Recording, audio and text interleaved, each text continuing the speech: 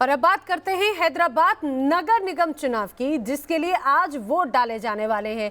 आपको बता दें, है ये नगर निगम का चुनाव, लेकिन अपने आप में ये चुनाव बहुत हाई प्रोफाइल हो चुका है, क्योंकि इसमें कई बड़े चेहरे चुनावी मैदान में आकर चुनाव प्रचार कर चुके हैं। बीजेपी ने इस चुनाव को प्रतिष्ठा का सवाल बना लिया है।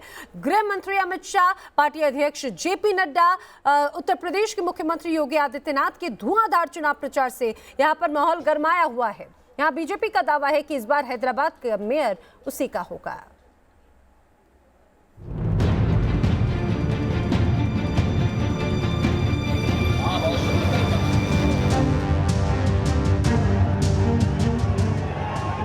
गृह मंत्री अमित शाह, यूपी के सीएम योगी आदित्यनाथ और बीजेपी अध्यक्ष जेपी नड्डा समेत बीजेपी के तमाम दिग्गजों ने चुनाव मैदान में उतरने से महज नगर निगम का ये चुनाव बेहद खास बना दिया है।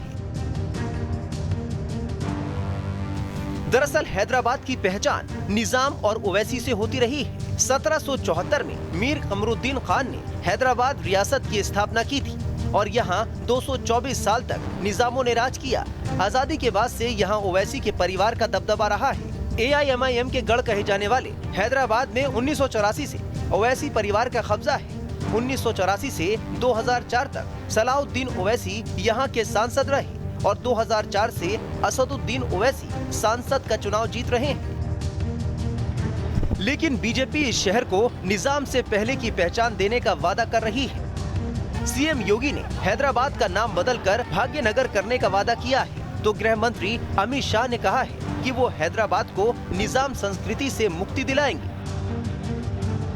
हैदराबाद की जनता को भरोसा दिलाना चाहता हूं कि हम हैदराबाद को नवाब निजाम कल्चर से मुक्त होकर एक मिनी इंडिया बने ऐसा शहर बनाने की दिशा में आगे बढ़ेंगे।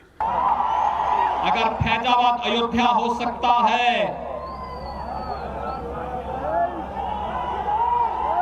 भाइयों बहनों, अगर इलाहाबाद प्रयागराज हो सकता है, तो हैदराबाद भी भाग्यनगर फिर से बन सकता है।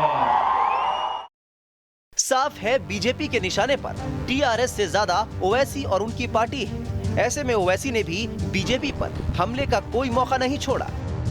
का नाम बदल देंगे, हर जगह नाम बदल देंगे। अरे तुम्हारा नाम बदल जाएगा मगर हैदराबाद का नाम नहीं बदलेगा इंशाअल्लाह। ये इनकी सोच है।